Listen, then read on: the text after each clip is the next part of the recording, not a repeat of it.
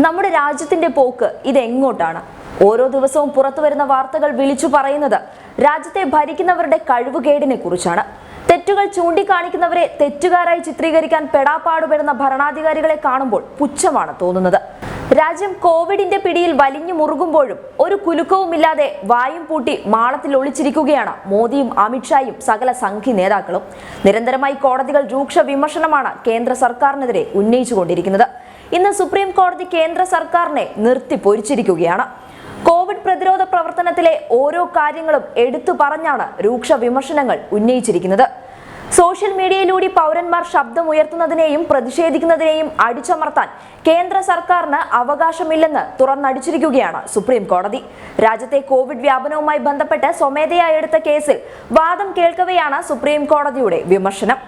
രാജ്യത്തെ പൗരന്മാർ അവരുടെ ആശങ്കകളും വാർത്തകളും സോഷ്യൽ മീഡിയയിൽ പങ്കുവയ്ക്കുന്നത് ശരിയല്ല എന്ന് കാണിച്ച് അടിച്ചമർത്തുന്നത് ശരിയായ നടപടിയല്ല.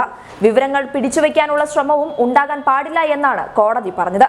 ഇത്തരത്തിൽ ഓക്സിജനോ ബെഡോ ചോദിച്ച് സോഷ്യൽ മീഡിയയിൽ പോസ്റ്റ് ഇടുന്നതിന്റെ പേരിൽ ഏതെങ്കിലും പൗരൻ ഉപദ്രവിക്കപ്പെട്ടാൽ അത് കോടതിയലക്ഷ്യ നടപടിയായി കണക്കാക്കുമെന്നും സുപ്രീം കോടതി ശക്തമായ ഭാഷയിൽ തുറന്നടിച്ചു. ആളുകൾ സോഷ്യൽ മീഡിയയിൽ ഉന്നയിക്കുന്ന പരാതികൾ തെറ്റാണ് എന്ന് സർക്കാർ അനുമാനിക്കേണ്ട എന്ന താക്കീതും സുപ്രീം കോടതി നൽകി. കേന്ദ്രത്തിന്റെ വാക്സിൻ നയത്തിലും സുപ്രീം കോടതി അതൃപ്തി രേഖപ്പെടുത്തി. വാക്സിൻ പൊതുമുതലാണ് എന്നും കോവിഡ് വാക്സിന് എന്തിനാണ് 2 വില നിശ്ചയിക്കുന്നത് എന്നും സുപ്രീം കോടതി ചോദിച്ചു. വാക്സിൻ നിർമ്മാണത്തിലും വിതരണത്തിലുമുള്ള പേറ്റന്റ് അധികാരത്തെയും സുപ്രീം കോടതി ചോദ്യം ചെയ്തു. പേറ്റന്റ് അനുമതിയില്ലാതെ വാക്സിൻ വിതരണം പരിഗണിക്കാമെന്നത് എന്തുകൊണ്ടാണെന്നും കോടതി ചോദിച്ചു. ഒരു ജഡ്ജ് എന്ന നിലയിലും പൗരൻ എന്ന നിലയിലും വലിയ ആശങ്കയുണ്ടാക്കുന്ന കാര്യമാണ് രാജ്യത്ത് നടക്കുന്നത് എന്നാണ് ജസ്റ്റിസ് DY ചന്ദ്രചൂഡ് വ്യക്തമാക്കിയത്. ഗുജറാത്തിൽ ആംബുലൻസിൽ വരാത്തവരെ ആശുപത്രിയിൽ കയറ്റുന്നില്ല.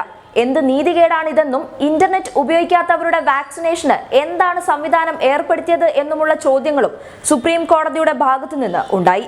എന്തൊക്കെ വിമർശനങ്ങൾ ആരൊക്കെ നടത്തിയാലും എത്രയൊക്കെ ജീവനുകൾ കൺമുന്നിൽ പിടഞ്ഞു വീണ് മരിച്ചാലും ജനങ്ങളുടെ ജീവൻ രക്ഷിക്കാൻ ഞങ്ങൾ ഒന്നും ചെയ്യില്ല എന്ന് ഉറപ്പിച്ചിരിക്കുന്ന രാജ്യത്തിന്റെ രക്ഷകരെന്ന് സ്വയം പറഞ്ഞു നടക്കുന്നവർക്ക് ഒരു മാറ്റവും സംഭവിക്കില്ല എന്ന് ഞങ്ങൾക്ക് വളരെ വ്യക്തമായി അറിയാം.